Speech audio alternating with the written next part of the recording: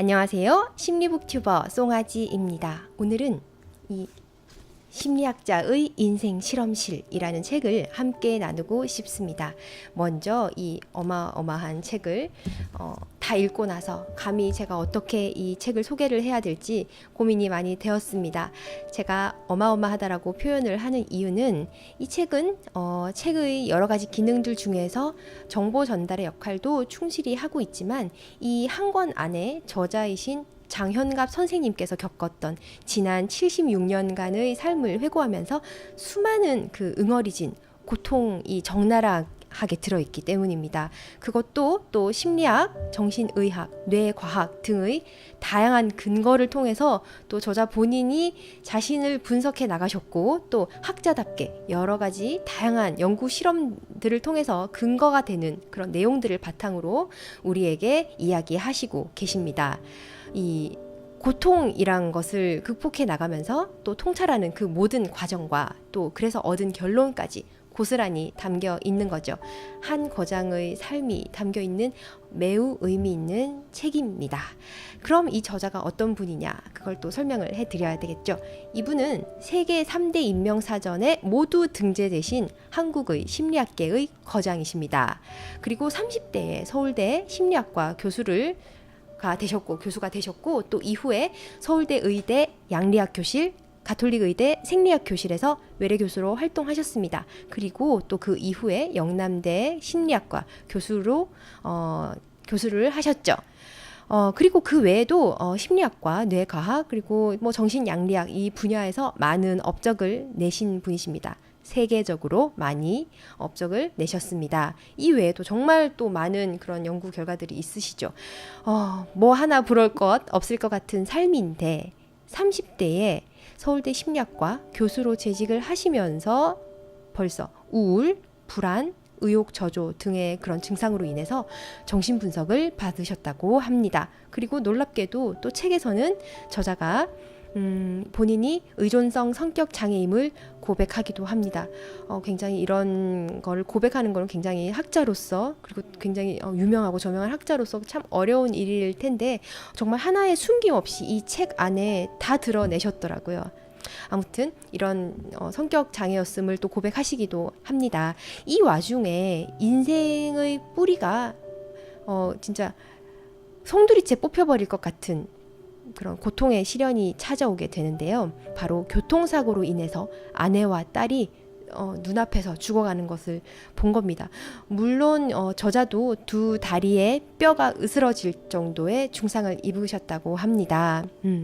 그래서 이 책의 부제목을 보시면 나에게는 절대 일어나지 않을 줄 알았던 일에 대한 치유 보고서가 부제로 이렇게 나와 있는 것입니다. 이렇게 부제가 나와 있는 것처럼 이 책의 대부분의 내용은 이 교통사고 이후의 고통의 시간을 이겨내는 과정에 대한 학자로서의 경험과 또 단순히 경험이라는 주관적인 내용만이 아닌 과학적인 연구 결과 데이터와 최신 심리학이나 의학계에서 이야기하는 통합의학 그리고 심신의학과 관련된 이야기들을 아주 많이 책 속에서 하시고 계십니다. 그리고 또 그런 데이터 근거를 제시하시면서 여러분들도 고통 중에 있다면 이렇게 한번 해보십시오 라고 제안을 하시고 있죠.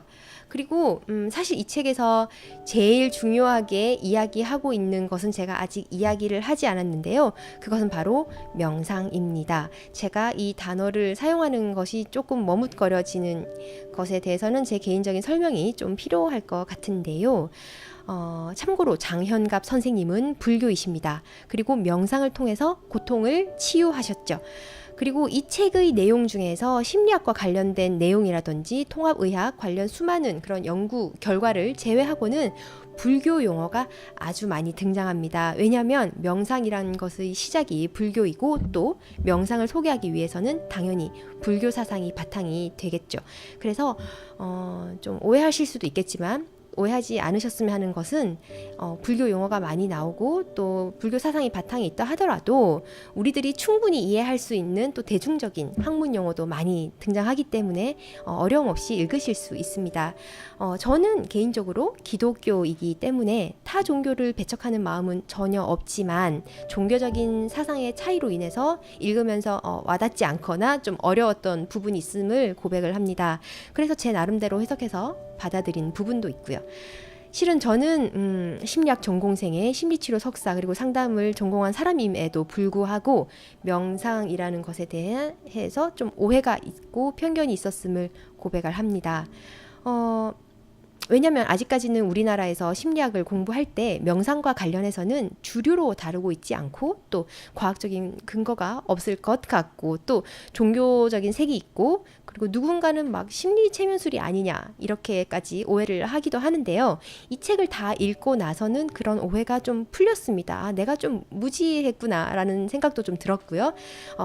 왜냐하면 이미 미국에서는 이 명상, 마인드풀리스라고도 하고 또 마음챙김이라고도 합니다. 같은 의미인데 이게 이미 의료수단으로 인정을 받아서 보험 적용도 되고 있다는 거죠. 정말 많은 그 연구 실험들을 통해 명상에 의해서 치유되는 임상적인 질병들이 점점 늘어나고 있다는 겁니다. 고혈압, 불면증, 우울증, 신경증, 공황장애 이런 심리적인 장애뿐만 아니라 그리고 뭐 심장병, 소화기 질병, 암 같은 신체적 질병까지도 마인드풀리스, 마음챙김 영상이 실제 굉장히 활발히 쓰이고 있다는 겁니다. 즉 현대의 신경과학과 의학 그리고 심리학계의 인정을 받고 있다는 거죠. 물론 저자도 치유를 경험하셨고요.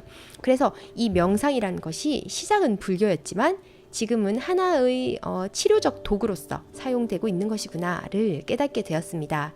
저자 또한 제안하기를 종교와는 아무 상관없이 명상 중에 지금 여기에 머무르고 또 집중하기 위해서 만트라라고 부르는 특정한 대상이나 단어나 구절 등을 떠오르게 하는 게 있는데요. 기독교인은 이 만트라를 기도문으로 해도 좋고 성경 말씀을 암송해도 상관없습니다. 그리고 종교가 없는 사람은 사랑, 행복 이런 단어들을 사용해도 되고요. 그렇게 명상에 대한 이야기도 아주 자세하게 설명을 하시고 있고 또 어떻게 하는 것인지 실제 써먹을 수 있을 정도의 정보를 충분히 제공하고 있습니다. 사실 제가 한 몇 년 전에 우울증 관련 강의를 맡은 일이 있었습니다. 그래서 그 기회가 있어서 이것저것 자료를 준비하다가 샀던 책이 있는데 바로 우울증 치유를 위한 마음 챙김과 수용 워크북이라는 책이었어요. 이때 제가 처음으로 마인드풀리스, 마음 챙김이라는 것을 접했던 것 같습니다.